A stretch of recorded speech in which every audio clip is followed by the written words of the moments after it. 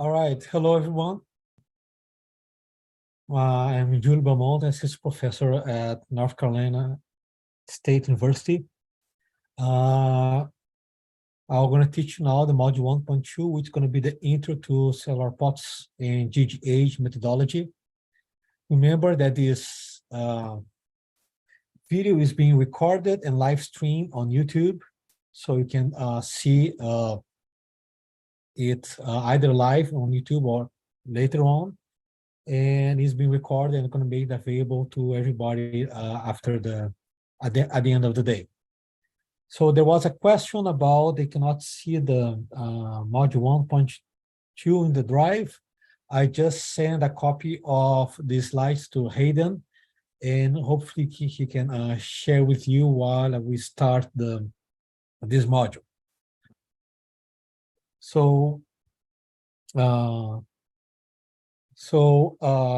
this module will be a little bit shorter, I believe, than module 1.1, because I'll just give you a brief intro to how exactly those simulations work, what's happening in the background, why the cells move the way they do, what's going on, how do you update the cells, how the cells change their shape and move, right? So I'll be talking about exactly what the cells doing, what's the mathematical formulas or in the physics behind the movement of the cells as you see them in the complex cell simulations.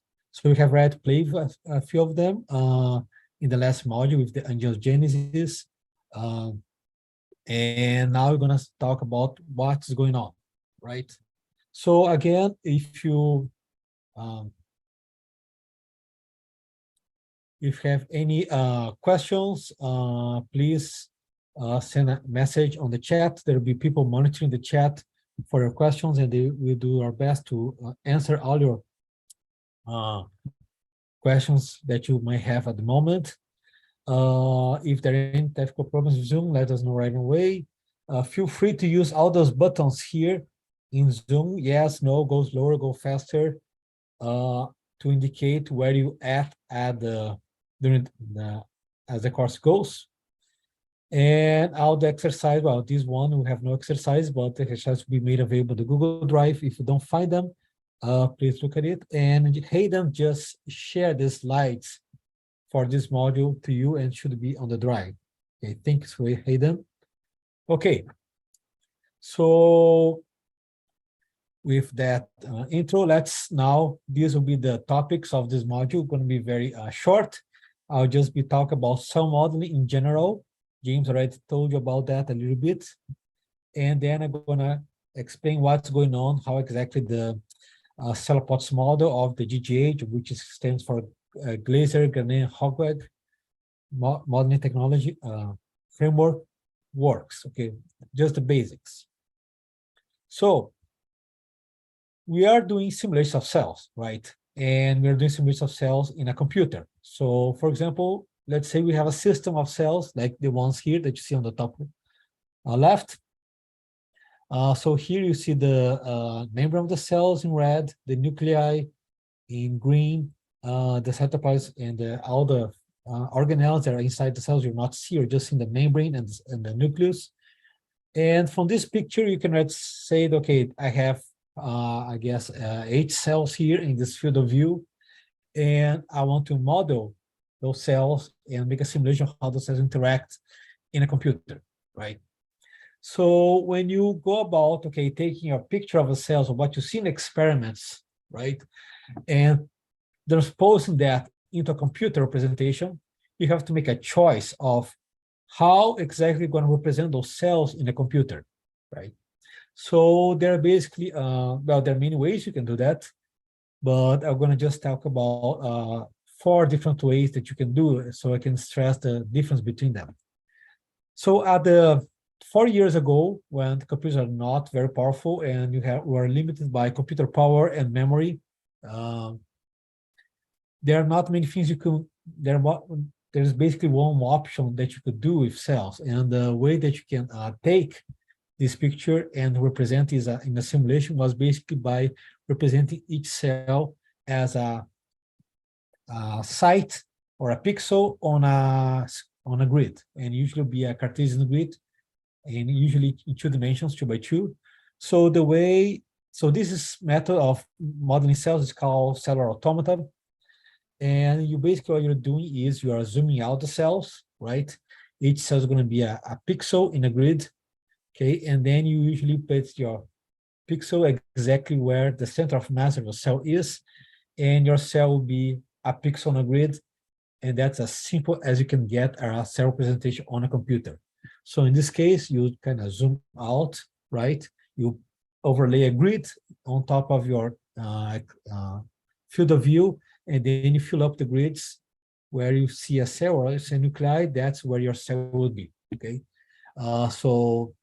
And the way that the cells move, you just pick up one site here on your grid, and you move yourself from here to here. And then this next site now in the next iteration of your time evolution will be occupied by the cell, and this other site here will be left empty. So this will be the movement of the cells. If you have your tissue to grow, then what you see, you copy this cell, this lattice site here into this other lattice site here, and then you have growth of your cells, right? And of course, if you want to have a simulation with multiple cell types, you're gonna fill it with different numbers, right? And when you visualize that, you're gonna visualize that with different colors for each one of the grids, and then each color will be represent a cell, different cell type, and again, each grid is a single cell on your simulation. So this is the cell automata way of modeling cells in a computer, okay? So if you want to now have a little bit more, of course, you can do better than this, okay? So the next option when you talk about how you can model cells is actually not using a grid to model your cells, but using a lattice or lattice-free representation where each one of your cells, instead of being a point or a site on a Cartesian grid, you'll be actually a point in space. So this will be the particle model representation of cells in your computer. And then those cells interact with one another by a kind of interaction energy, or this some kind of the cells will be, those particles will be interacting with one another. They usually have a volume exclusion part. So if the cells get too close to each other, they cannot overlap. Then you have usually an ideal distance between the cells with one particle with another particle. That would be this blue line here. That would be more or less cell radius. This green circle here is going to be how much you can compress the cell, how much you can actually make two cells to be very close to one another. And of course, if the cells are too far away, they should not interact anymore. So you usually have a cut-off distance between the interaction between two cells or two particles in your model, and that's going to be the maximum range of interaction. And usually, this interaction between two particles that are close by are done with some kind of a Lennard-Jones type of interaction, when you have some kind of potential energy with a minimum where your cell radius, ideal radius is. It goes to infinity when you get close to distance that is with the core distance. Any kind of dies off, it goes to zero as the cells are moved away from each other. So that would be one way to do it. And the way that you evolve those particles in space over time is just by integrate your Newton forces, right? So usually those models will have some kind of stochastic element. So you're talking about Brownian or Langevin dynamics when you evolve those models in time. Or you can also maybe use a model of energy minimization. You just, if this interaction energy, you just move the cells in the direction of the steepest gradient or the minimum of the local gradient. And there's another way to evolve your particle model. So that is a very popular way to model cells. It's lattice-free, and it has the advantage that you can model many cells at the same time. But you do lose all the information about cell shape, just like you have in the cellular automata model, which is you also have no information about cell shapes here. Here you also don't have no information about cell shapes, but it's a little bit better than the cellular automata in many ways, because you can have bigger cells, smaller cells, And you can add more complications or add complexity to this model that you cannot easily add on the Cellular automata version. Another way you can model cells is by doing what's called the vertex model, where this time you're not model the center of the cell directly, but you're model the vertex points between the intersection of three cells. So here you have one cell here, one cell here, another cell here. That's going to be the meeting point of all the three cells. And you're modeling each one of those points. And between those points, you connect them with some edges. And you have some kind of tension between the edges that gonna, and you also have a, that's gonna tell the surface tension of the cells. And you also have usually you also have a term that specifies a conservation of volume of the cells. So these points here, they do enclose and define a finite area or finite volume if you're talking about 3D. And usually when you evolve the movement of those points, again, it can be either be force-based or energy-based, and usually have terms that make sure that the volume of the cell stays the same as you move those points around, and also that the total length of the cell, the perimeter of the cell stays the same as you move the cell around. So this is a method, a way to represent the cells that allows you to have more information about the cell shapes that you did not have before, but you are assuming that all your cells are actually touch one another, so you are in a confluent tissue. So if you have a single cell or cells that actually move away with medium between them, then this seems to be a very good model for that. And one other disadvantage of this is that when you go from 2D to 3D, then this model becomes very complicated, and is usually really slow to model that, to run those kind of simulations. Okay. And now the fourth way that you can model those cells is using, so these are three ways you can do, and the fourth way to do that is actually using the cellular plots representation, where you basically, is like the cellular automata, you overlay a grid on top of your image, and then you fill all those lattice sites with a kind of numeric value, and they represent that specific cell that you have there. So this is basically, you're still kind of, is very similar to what you see on an image, because any image that you have from the cells that you see on a computer is a pixelated image, right? So you have pixels here that you cannot see. The only thing that you're doing here is you're defining a higher, bigger pixel size. And when you choose the size of the grid, they're going to overlay on the cells, and you already choosing the correspondence between what is the size of a lattice site on your computer presentation and what will be the correspondence in terms of microns or nanometers in your corresponding in vivo or in vitro situation.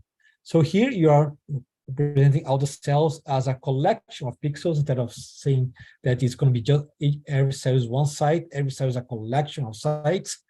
And this has many advantages because you actually can define the volume and the shape of the cell very precisely using this kind of on-lattice representation. Okay.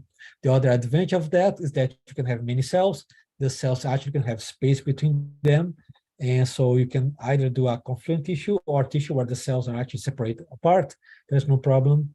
And actually, if you want to make the same modeling of the cell presentation of the cells in a lattice in 3 dimensions, the methodology is exactly the same. Instead of dealing with pixels on a 2D representation, or doing voxels on a 3D representation. But we will avoid the word pixel and voxel. We will actually talk about lattice sites, right? And then your lattice can be in 2D or 3D. And your lattice can be either Cartesian or can be a hexagonal lattice. You can do cell simulations in either Cartesian coordinates or hexagonal coordinates, okay? You can choose that for a model. We can teach you how to do that later on in the course. So here in this picture, you have, see your 8 cells, each cell will be a collection of lattice sites. So this is the cell on the bottom, this is the cell on the right, this is the cell on the left of the cell, and this is the cell which have all those lattice sites that belong to it.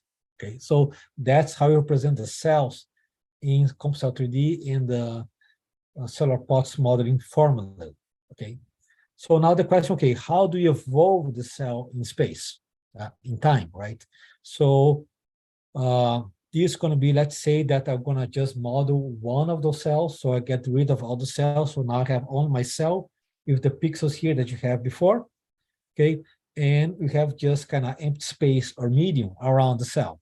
And the way that we evolve the cell shape and the cell movement is just by a series of site copy flips. So you just move a cell one side at a time. So if I play this movie, that's how the cell shape evolves over time. You just, if the cell is a collection of sites, the way that you move the cell on space and time evolve its shape is by just changing the number of lattice sites that actually represent the cell. So what you're doing here, you're doing a series of lattice site flips that evolve the cell shape over time, okay? And of course, you add rules on top of how you do those lattice site flips. For the first rule is that the number of lattice sites that represent a cell should be more or less the same because you want to conserve the cell volume, okay? The other is that you don't want your cell to fragment, so you want all your lattice sites to actually be cohesive and form one blob of, instead of making a lot of lattice sites that are unconnected, so you want your cell to be connected, okay? So you add all those rules that gonna indicate what will be, how, all the rules that the cell has to obey when you actually flip those sites, okay? And the way that the CompuCell on cellular pots model evolve those sites is by a series of random lattice site flips that have to follow these rules, okay? So I don't know if there's any question in the chat. If not, I'm gonna now go over in more detail about exactly how those cells evolve, how you choose those site flips to evolve the shape of the cell.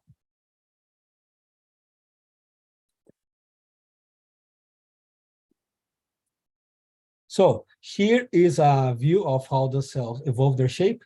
So that's here on the left is the current state of the system. And the way you evolve and make the shape is just by random. You randomly select a lattice site from your, which can be either part of the cell or not a part of the cell. And then once you select that site that you want to flip, you then select the neighboring site, which can be anywhere around it, and you can define how big this neighborhood is. And then you select one of the sites next to this one, let's say the site J here, and you're gonna copy the value that you have on this site into the next site. So if you do this site copy attempt, what you'll be doing, you'll be increasing the volume of the cell, okay? So that's how you do, but you don't do that. The selection of which sites to flip are blind, but the acceptance, whatever you're actually gonna flip the site or not, that has to follow the rules. So and then usually those rules are written in forms of energy terms, okay? So you have some kind of, the cell is described as a set of energies, and you will want to minimize those energies, okay? So and this energy is going to tell you what are the preference properties that the cell want to keep while you're doing those site flips. So let's say you're doing this site flip that actually is increasing the cell volume, okay? If this site flip is driving the cell toward its target property, so actually the cell actually wants to be a little bigger and the cell wants to grow from its current state, then that's a flip that's actually going to make the cell happy. So you accept this flip, okay? So you accept it. Now, suppose that now the cell is actually too big. You have way more sites than you should have. So the cell actually wants to shrink, right? If the cell wants to shrink and your site flip is actually driving your cell to actually be bigger, then you do not immediately reject that spin flip. You actually accept it with some probability, depending on how much you drive your cell away from its ideal state. Okay, and the reason we actually accept site copies that drive your cell away from its ideal state is that this will prevent the cell from freezing in a current state, and actually allows a little more flexibility for a cell to momentarily change its shape and then find another shape later on that's going to be a little bit better toward its that you comply to all its properties that you want to have. So when your site flip drives your cell towards its target properties, you accept. If the target's leaving away, you still accept it because that will allow some kind of movement and some kind of randomization and evolution of your cell shapes. So that's something that you also do in your previous model. You allow some evolutions of your particles or your vertices, or even your cell automata that are not ideal because that prevents your system from being freeze. Okay, so that's a little bit of a reflection of the stochastic nature of the cells, right? The cells don't, on average, they're doing what they want to do, but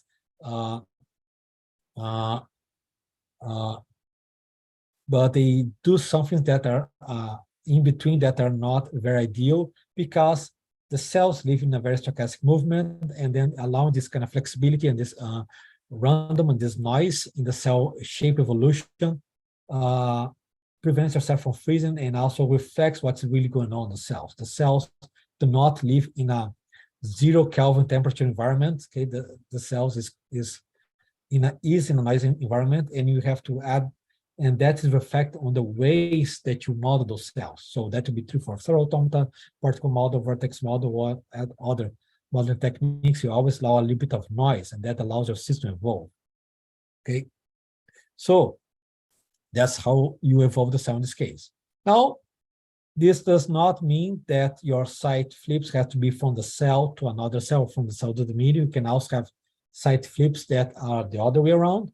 For example, let me give another example, like instead of, let's say that you actually model this, your system evolve by the cell grow a little bit towards here, okay? And now it has a little higher volume. And now the cell is now in this state where now it has this new site that it has here. And now you do another random site flip attempt.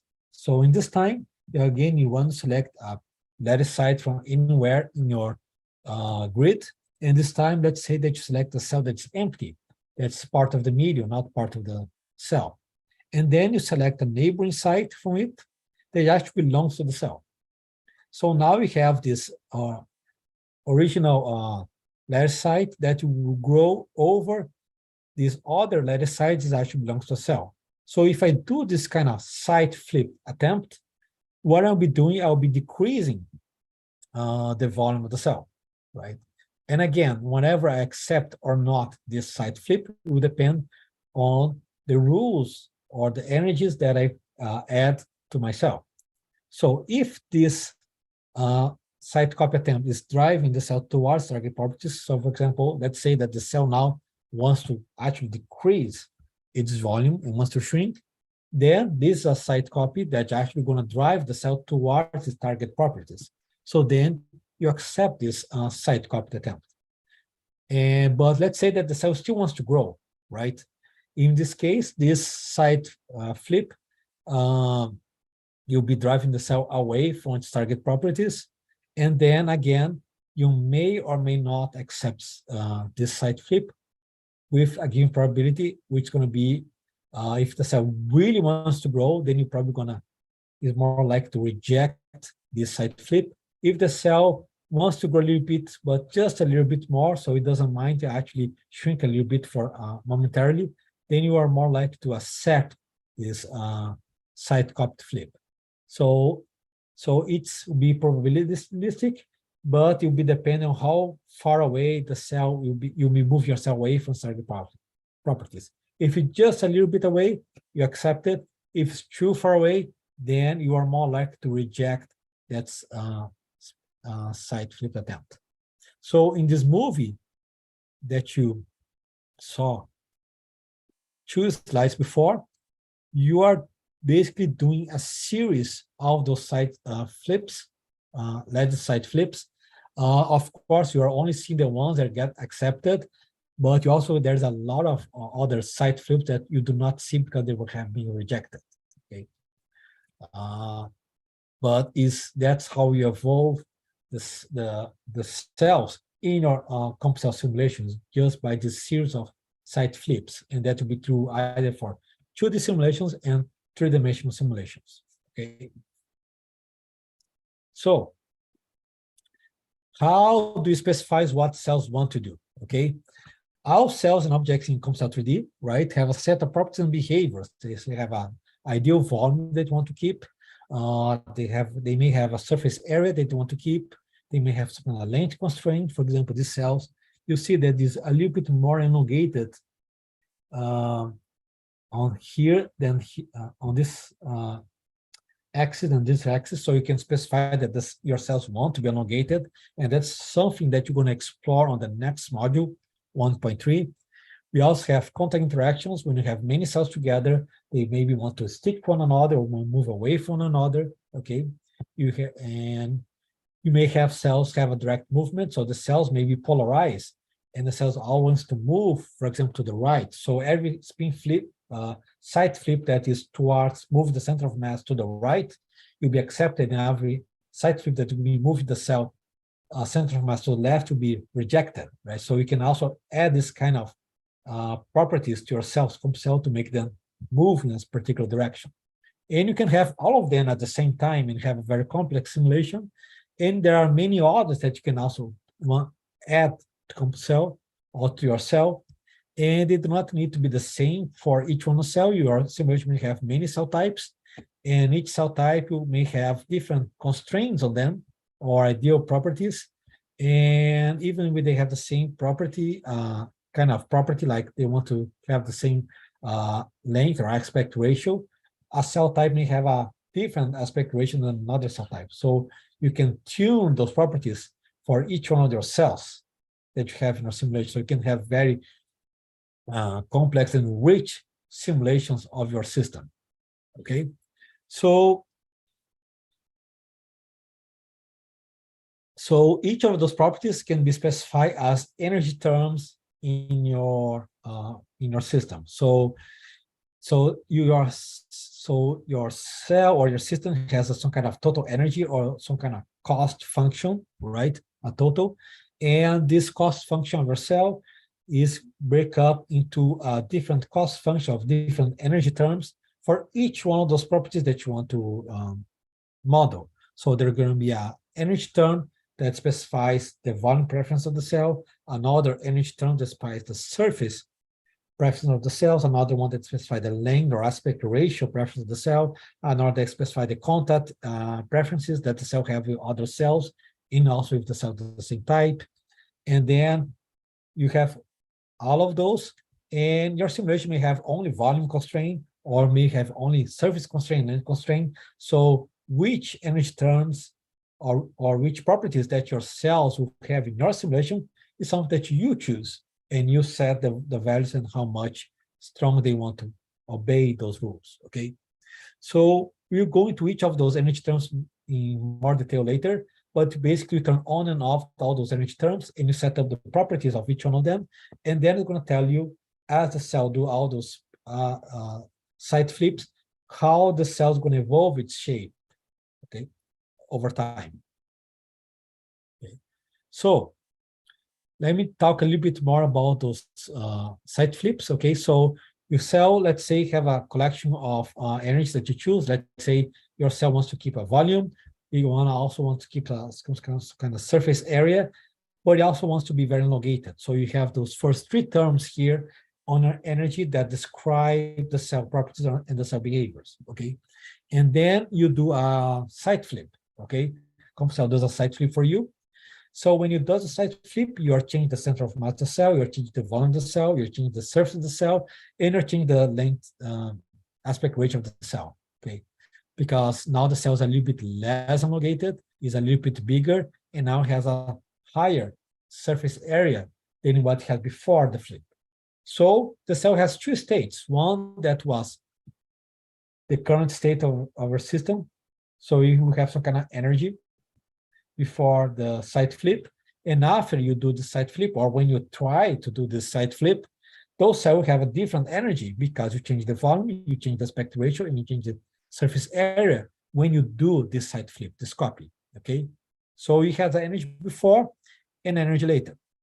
This means that your cell changes energy as you went from one state, the initial state, and as you go to the final state, okay, or the next state, or that you have. So this difference in energy, or this final energy that your cell will have after that side copy, can be either higher than you had before, or lower than you had before, or it can be exactly the same, right? The sum of the energies before and after actually may be sum up to be exactly the same as before. That may happen, okay?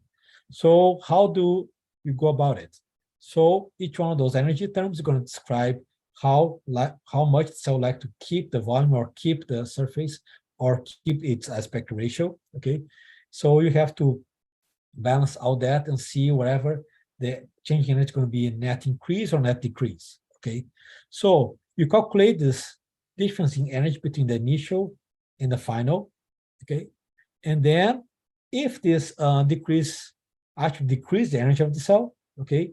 So it's moving towards, globally moving towards more close to the ideal cell properties that your cell wants to have, then that's good. And then you just accept the spin flip, and your cell gonna now grow a little bit here, and you accept the spin flip, and now it has that extra site next to it, okay? So if you decrease the total energy of your system, then you accept the spin flip, okay?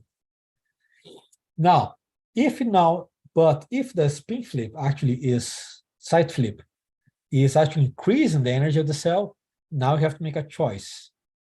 Should I accept the spin flip, the side flip, or should I reject the side copy, right? Now how much the probability of me accepting or rejecting will depend, okay, how much I increase the energy of my cell, okay? So actually the way you accept is given by the Boltzmann distribution, okay? So that will be proportional to how much energy you actually are increasing the cell, that side copy will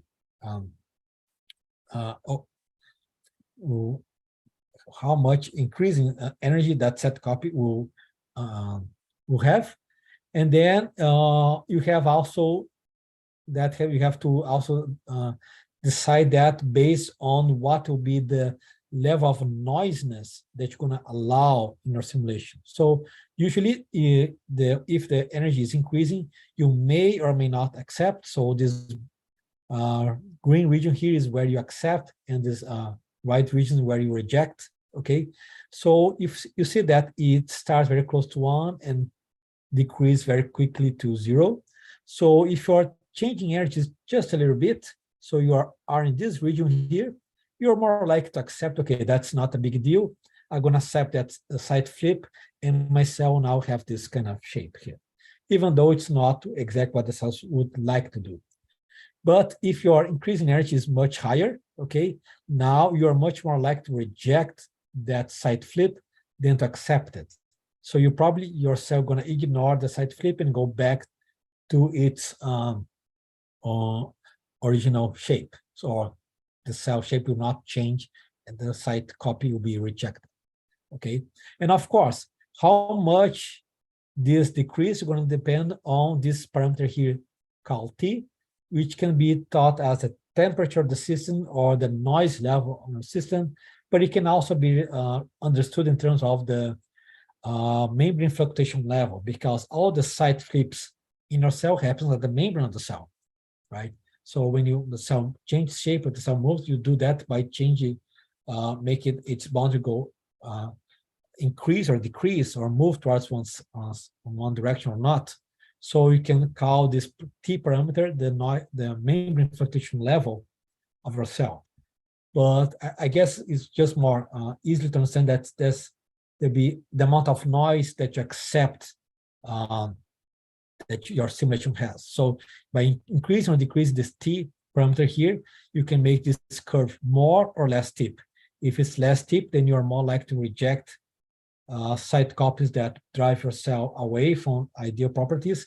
If you make it more steep, you're only going to accept those, you're more likely to accept only those site copies that actually are driving your cell toward its target properties. Okay, so how exactly are those energy terms happen? Okay, so every time, so I said that, let's say this cell will have a volume term, a surface term, a length term. Okay, so how exactly write those energy terms? Okay, so you write them just basically as kind of springs. Okay, it will be like a Hookean loss. Okay, so the cells will have a current state of its property and a target value of this property. And if your cell, if your volume of the cell, the current volume of the cell is equal to the ideal target volume of the cell, then this difference here will be zero, and you have zero contribution to the energy. So that's the lowest energy that you can have for the volume of the cell. If you have any deviation, either be above the ideal volume or below the ideal volume, this difference here will be squared, so it doesn't matter if it's higher or below, and you have some kind of energy. Well, that's going to look like this. Okay, so that's the energy of the cell. If you are at the target value of your property, you have zero energy, and any deviation to the higher values or lower values than the target value be positive, and it will be incurred in an increase in the energy of your cell. So you're more likely to not accept site flips that are going to move your cell too much away from it, either to higher values or lower values. But all the site flips that move your cell towards this, either be from this side or from this side, you will always accept, because that's making your cell property to be moving towards the site flip going to be moving your cell towards its ideal target property. And this will be for the volume, and the way that you enforce an ideal surface area for the cell, or surface or perimeter of the cell, or aspect ratio of the cell is exactly the same. You have a target surface area or a target perimeter of the cell.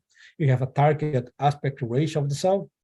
Okay, and for every site copy that you have, you compare its current one to the ideal one, and you ask, okay, is this driving the energy of my cell or my cell towards its target ideal surface or ideal volume or ideal aspect ratio? If it's doing that, that will be decrease the energy of the cell, and then you choose your site copy whenever the total energy of the cell is actually being decreased or increased. Okay, so of course, when you have many constraints like that, a volume constraint, a surface constraint, a length constraint, you have to decide, okay, which one is more important, or how strongly I want to push my cell to keep its volume, and how strongly I want to push myself to have an ideal target. Okay, what would be more important? Okay, so to choose the hierarchy of the which constraints are more important than the other, you do that by changing those lambda here, those parameters here. Okay, lambda volume, lambda surface, and lambda length or lambda aspect ratio, and they're going to tell, okay, which one of those properties is more important for the cell to keep. So it is very important for the cell to keep its perimeter or surface. Then you just make this lambda here to have a higher value than the volume. Okay, if it's more important for the cell to be very elongated than actually to keep its perimeter or surface, then you make this higher and you make this lower, and that will make that one potential to be more steep and the other a little bit more broad. Okay, so those lambda here is a way to set the hierarchy between those constraints. So the higher you make those lambdas here, the more strict you'll be about keeping the cell very close to that ideal target volume. Okay, so of course, and when you're doing this spin flip, you are changing the actual volume of the cell, the actual surface of the cell, and the actual aspect ratio or length of the cell. Okay, so you're changing all of them at the same time. You may actually be moving the cell towards its target volume, okay, but you'll be moving away the cell from its ideal length. Okay, so when you sum those two, okay, what will be more important? That will depend on how much you're moving it towards its ideal length, and also how much weight you assign to these constraints versus how much weight you assign to this constraint. Okay. Hope that answered the question that I have in the chat. Okay. Those errands, they don't really have a unit, okay? And it's better to think about them not having a unit, but having, okay, it's not joules, right? It's think about them as, okay, that's the behavior that my cell has. I model the behavior, and that's how strong this behavior is, okay? So when you talk about those cells models, okay, they, as James said on module 1.1, those models are all phenomenological, okay? So it's make the correspondence between those cell model parameters to real parameters of the cell is tricky because, for example, the volume of the cell is made of many different kind of components, so there is nothing, and it's many different materials, each material with different Poisson ratios. So some materials will be more amenable to be compressed or stretched, some materials will be less amenable to compression and stretching. So how easy is it for you to compress your cell or increase the volume of the cell due to external factors? That is going to be very hard for you to actually measure experimentally. So, and assign a number that experimentally. So it doesn't make much sense for you to talk about a unit or a absolute value in your simulation that reflect that, okay?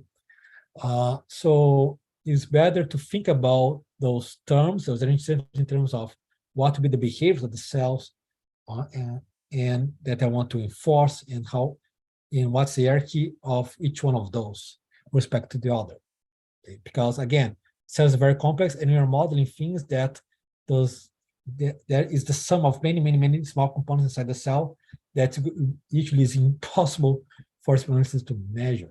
Okay, so I understand that if you're going from a mathematical physical background, you want to assign precise units to each one of those terms, but if you it's good for you to think a little bit about that, but if you want to be very strict about it, you actually will not be able to model anything, because you are talking about modeling at a level that's very complex, where each one of those terms is the sum of many different terms. Okay. It's very different when you talk about molecular dynamics simulation, where you model particles or cytoskeleton, then all your properties have specific units, but that's a much simpler system.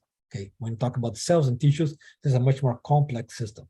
Okay, so don't know if that answers your question. That's a good topic for conversations for us to have at the end of the day. Okay, what with the units? Okay. So let me see.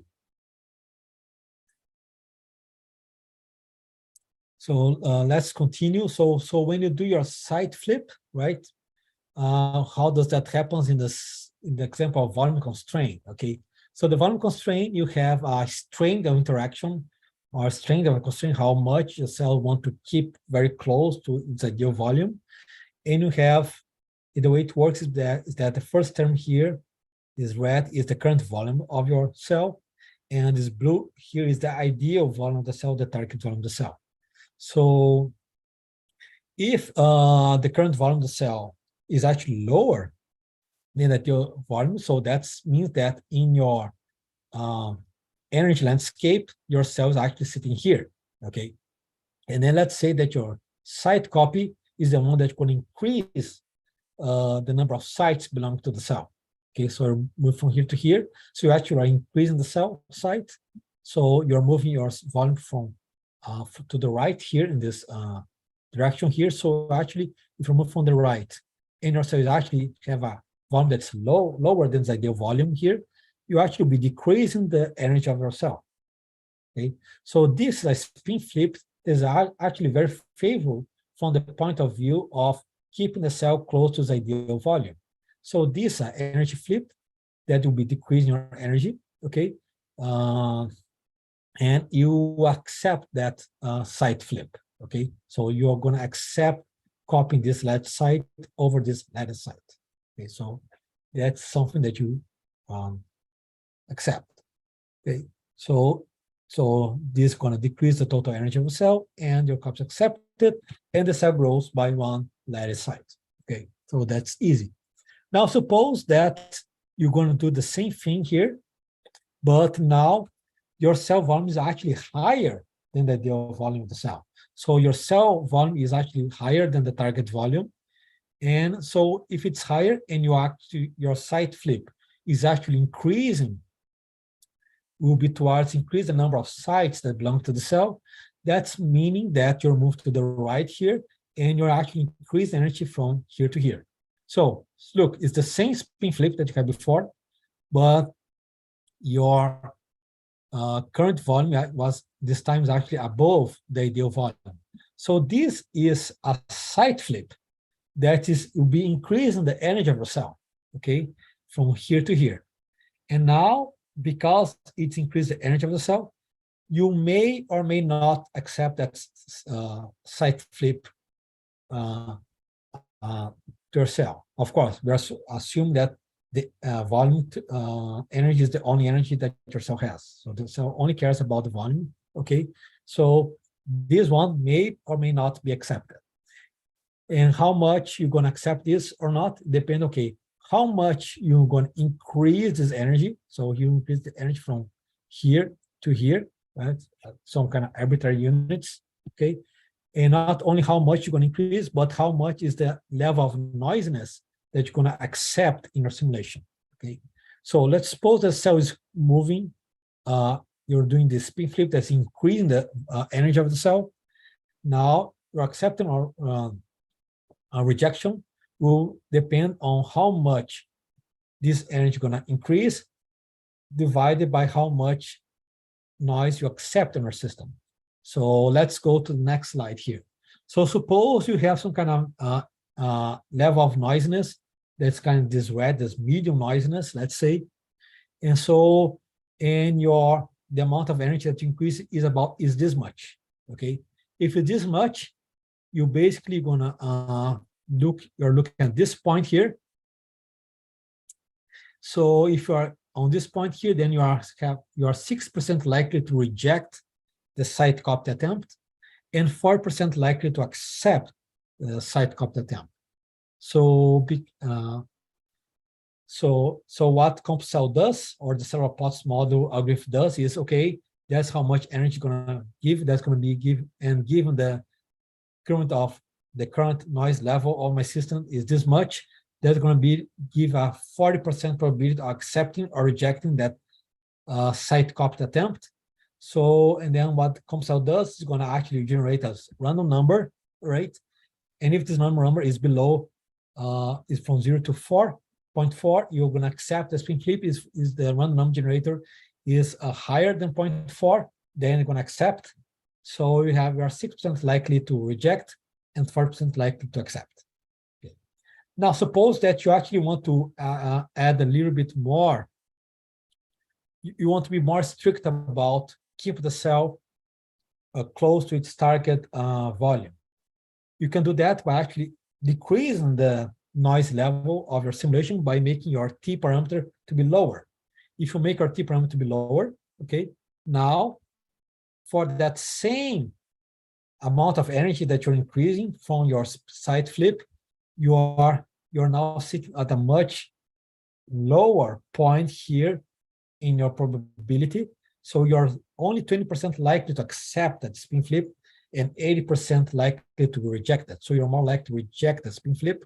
So you're more likely to not accept that side flip that you just attempted to grow the cell, and the cell going to keep very close to its volume. So when you have a lower temperature or lower noise level, your cell is more likely to just stay close to its target volume instead of moving away from it. So your cell going to look more freeze. You accept way less side copies. So the volume of the cell actually going to move and evolve very slowly over time because you only accept very few side flips. The other thing that you can do, you can actually increase the noise level of your system, how much noisiness you can have in your simulation by increase this temperature parameter. So if you make a temperature parameter higher, for example, like this, now you're actually more likely to accept that side copy than to reject it, okay? And when you do that, now here you are 4% more likely to reject and 6% likely to accept it. And the only thing in all these the 3 slides here, the amount of energy that you increase the cell is exactly the same. You have the same target volume, the same current volume of the cell, and the same strength of the constraint. The lambda volume is the same. The only thing that you're changing is the amount of noise level that you add to your system. So here, if your temperature or your noise level is very high, you're more likely to accept it. So your cell will be able to actually deviate a lot from its target volume, so it can be anywhere in this region. While before, when you have a very low noise level, you are more likely to be constrained to be in this region here. So is this clear to everybody? How is it going? Okay. So you, of course, when you have many cell constraints, you can also make this part here higher or lower by choosing how much strain of this lambda will be. So this lambda of each parameter that you, or cell property that you add to your system, you have this kind of formula. And so it always has the ideal value of your parameter of your measurement, and the lambda, which will be the strain of the measurement. And of course, when you do the side flip, you have pain of those wells being changed at a time, and wherever you accept or not to be what correspond to the one that you have higher or lower. Okay, so you can, if you increase this, you actually be moving this side to the right or to the left. So if this lambda is higher, every spin flip, side copy attempt incurs in a bigger changing energy of your cell. Okay. So, but the other way you can keep all the hierarchy the same and just increase the noise level of your system by changing this T parameter, and then you're more likely to accept your side copies attempt, or more likely to reject your side copies attempt. So you can make this higher and lower and let your system to evolve more rapidly, although this is going to look a little bit funny. Or if you make this T parameter lower, you will be more strict about the cells keeping their shape and their ideal properties, but your system will evolve much slower. Okay. So now you can ask, okay, why I don't just set the temperature or the T parameter very high, or why I can set my T parameter very low? Okay. So there are, of course, trade-offs between making that noise level too high or too low. Okay. So for example, why not just set the temperature or the noise level very low or even to 0? Okay. Because then if I set it to 0, I only accept the spin flips that will be list that keep my cell properties, and I want all my cells to be exactly as I set on the comp cell configuration file. Okay. The drawback here is that you're going to freeze the cell, and you may freeze the cell in a very odd shape. So suppose that the initial condition of your cell is like this, okay, and actually is just 2 sites away from its target volume. Okay. So the very first spin side flip, they're going to move the cell towards a bigger volume, you accept. So let's say you choose this site to go over this site, okay? And that, yes, this is driving my cell towards its ideal volume, then I accept it. Okay, now the cell has this site here. And now let's suppose that by chance, the next site copy that you're gonna do, it will be from this site towards this site, okay? This is also driving your cell towards its ideal volume, okay? So accept it as well, okay? So even your cell moved from here to here, and now your cell looks like this. And once your cell looks like have those two extra sites added to it, okay? Any other site copy that you have, either by adding a cell site or taking away a cell site, to be rejected, because you'll be increase the energy of your cell. So that's what happens when you have a low temperature or noise level, or even zero noise level, is that you're going to accept all the site flips that are going to move your cell towards your ideal volume, and the shape that you're going to have at the end may be actually very odd looking. And once you get to this odd looking, because you're going to not accept any other site flip that's going to deviate the cell from it, the cell got stuck with this odd looking shape, okay? And which will be bad. And the other things that happens that because you do not accept any other site flip at all, your simulation stop. There's nothing else that the cell can do. And then you just gonna freeze your cell and your simulation not evolve anymore. Okay. So this is a reason, okay, why don't you just make but there's a reason why you don't want to be very strict about which site flips you're gonna accept or reject, right? If you reject most of them, you end up your cell freeze. Okay, it may not freeze with a very odd looking shape as you have here, but the cell is gonna freeze nevertheless. Okay. So you want to add a little bit of noise to your system, so the cell can evolve, right? So you can actually this may happen, but if you now accept some site copies attempt that are going to move a cell away from it, you actually can relax the cell shape towards something that's going to look a little bit more reasonable and more realistic. Okay, so you don't want your noise level to be very low. So you can ask, okay, why don't you make your noise level very high? Okay, why can I accept all the spin flips? All the site copy attempts will be good, and I'm going to just accept them. The problem with going to the other extreme is that how the site flips will be accepted. Okay, and what happens is that your cell you likely fragment, because anything is accepted, everything is good. So you have basically anarchy and chaos in your cell, and all the properties that you set up for the cell that will be their ideal properties will be meaningless, because you basically accept everything. And if you accept everything, then the cell lose shape. You just dust your cell off. All the cell will be kind of dust.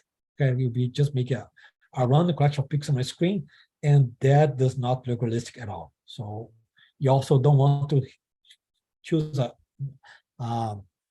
temperature or noise level that's too high, because that's actually bad for your simulation.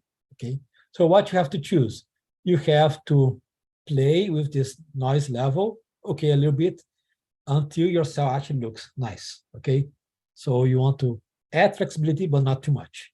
Okay, so that's something that you have to practice, and hopefully by the end of this workshop, you not know which parameters to choose, what you can do, but also how to wisely choose the parameters so that your cell does not look like this, neither like that. Okay, so final words that I give these examples with just the cell volume, right, as a parameter.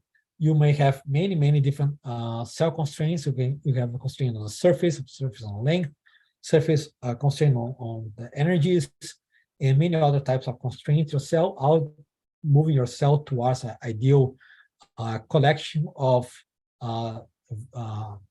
parameters or behaviors. Okay, and by changing those lambdas, you're going to be change the weight between them, and also weight between them. with respect to the level of noise in your simulation, and you have to choose them wisely in order for you to get a good simulation outcome. Okay, so I would like to end with showing you four computational simulations. Okay, they're going to illustrate bad and good choices of those parameters. Okay, so for the next slide here, I have two cells. Okay, the exact same cell, except that, and they're all like to move and migrate towards the top right of your of this simulation space. And I want you to tell me which one looks more realistic than the other. Okay. So I'll play.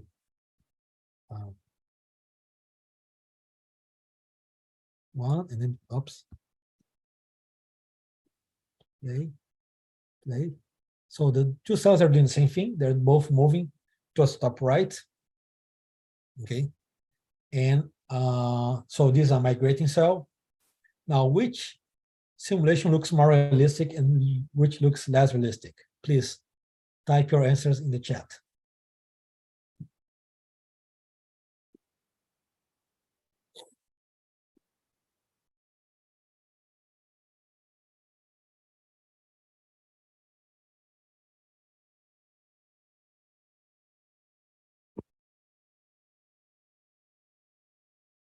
So this one was unanimous. Everybody saying that the one on the left is more realistic.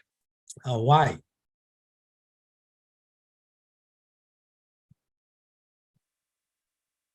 Now, why is the left more realistic than the one on the right?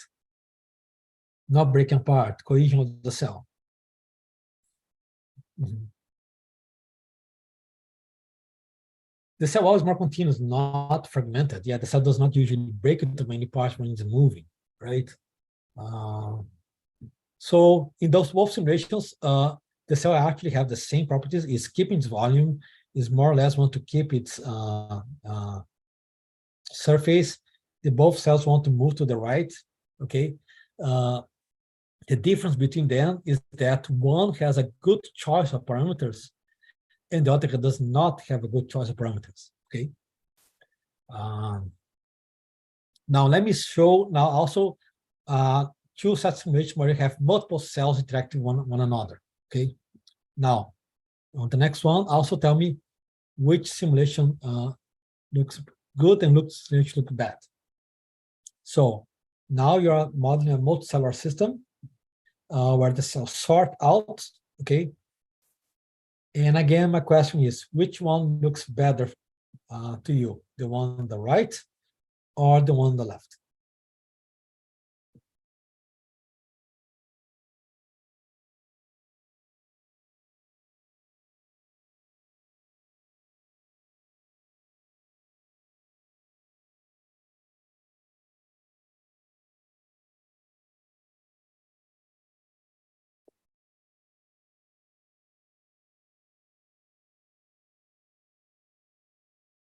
Yes, it depends on the subproperties. Okay, so this one, all of you thought that the left one is better. Okay, but in this one, all the cells kind of look roundish. Okay, and it might be that in some systems, the cells that are actually condensed in the middle have look more like mesenchymal-like than the cells outside maybe look a little bit more kind of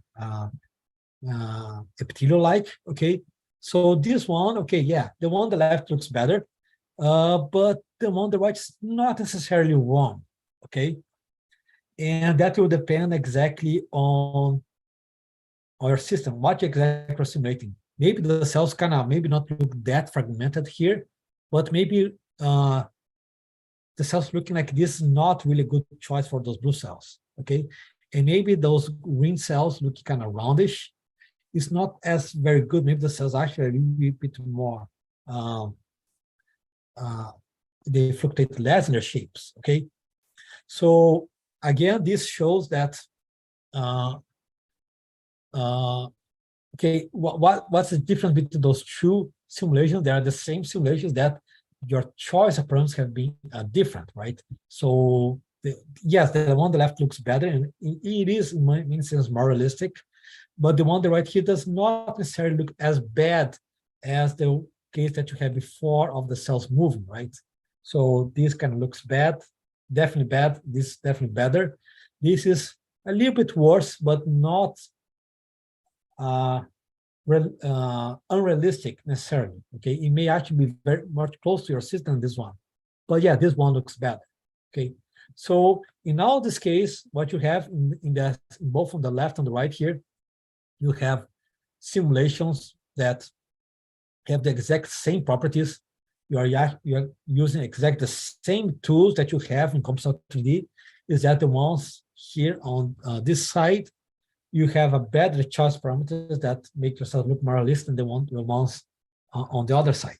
Okay, so the objective here on the course overall, and also in the next modules, is to first not only teach you all the constraints and plugins, all the bells and whistles that you can have, it can turn on and off CompCell and what it can do, but also how to choose those parameters so that your simulation is going to actually look right. Okay, so we don't want only you to use CompCell and make publication and cite CompCell as this is the model that you work on, but you also want your simulation to actually look good and look realistic and actually reflect your system of interest.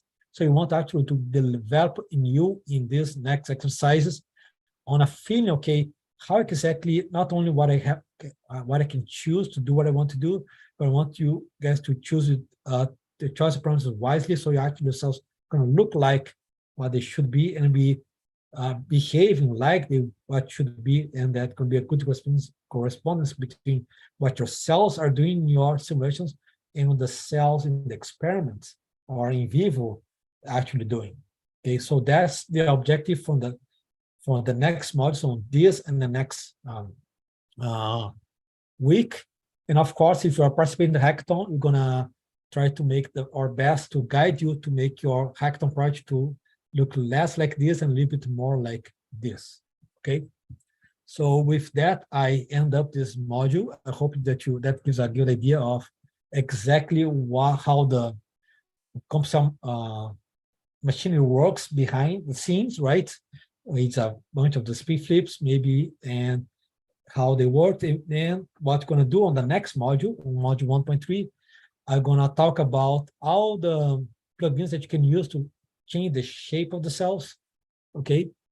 We talk about the volume plugin, the surface plugin, the length aspect ratio plugin.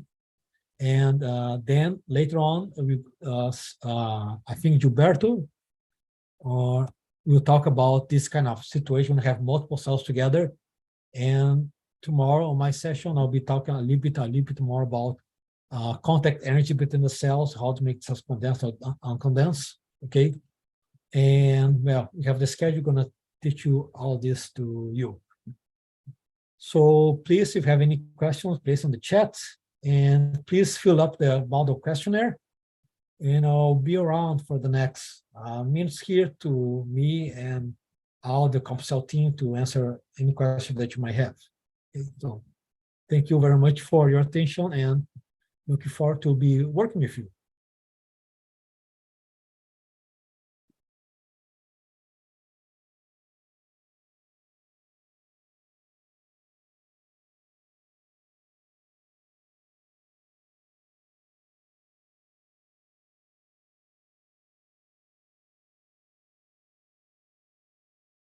Okay, James already answered, but Magno asked if you can have cells interacting on top of each other, right? So, yes, you can have your simulations done in 3D, right? And then you actually the cells can move on top of one another, and you can have exact situation that you are describing there in your question.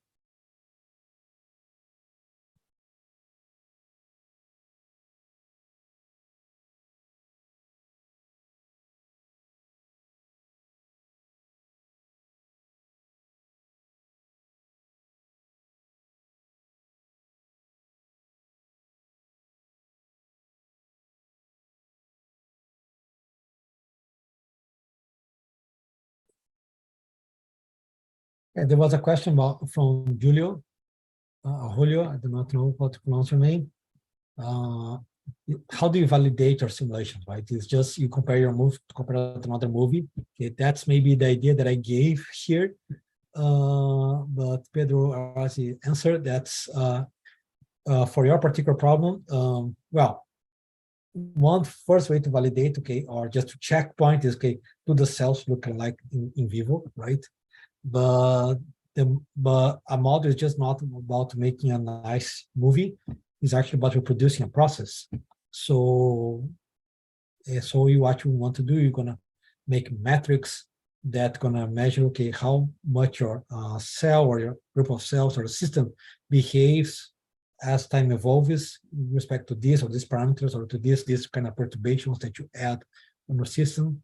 So you have to add some kind of metrics or things that gonna describe your simulation output. And your idea those metrics will be something that you actually can do on real image from the cells.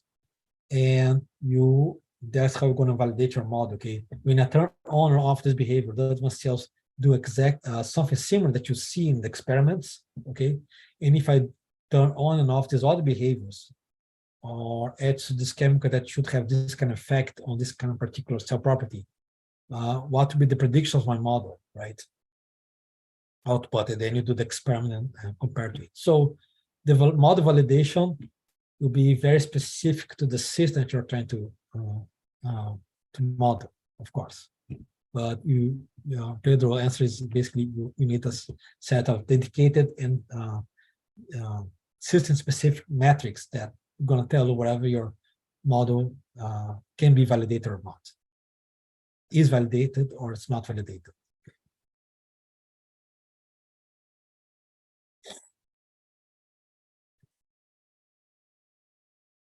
And I should say right now that you don't necessarily want your model to be 100% validated. Okay, that feels good for the model. Okay, everything that you predicted is actually happens experimentally. Many times, the best thing that you can do with the model is prove it wrong. Okay, so you make a model with what would be the assumptions that your experimental colleagues have. We believe the cells are doing this and that explain the behavior, and then you do the model. Okay, you make all the parameter combinations that you can have, and you cannot explain the behavior, right? That maybe sound like a failure, but actually is something that is very good and very valuable because you use your model to invalidate hypothesis. So they don't even have to do the experiment. I mean, you just show that, okay, theoretically and from the computational point of view, this cannot work. Okay? And throwing out hypotheses using simulations and modeling is actually something very useful. Okay.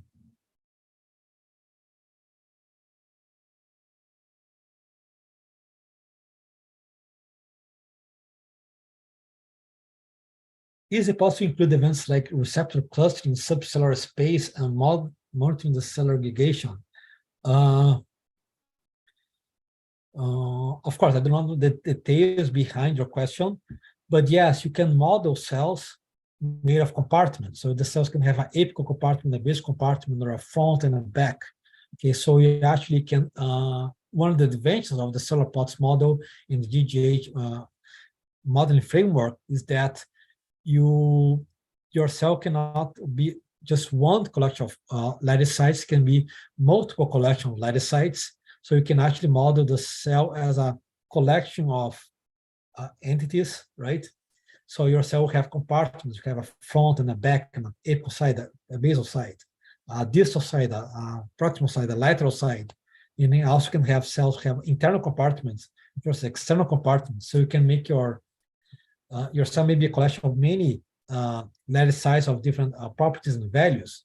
So you can make your cell very complex. So it's a technical, the cell compartment that we'll be talking about next week. So probably that would be a way to describe or to model what you're referring here. Have a kind of subcellular space. So we can make model complex that actually account for the spatial heterogeneity of the cell.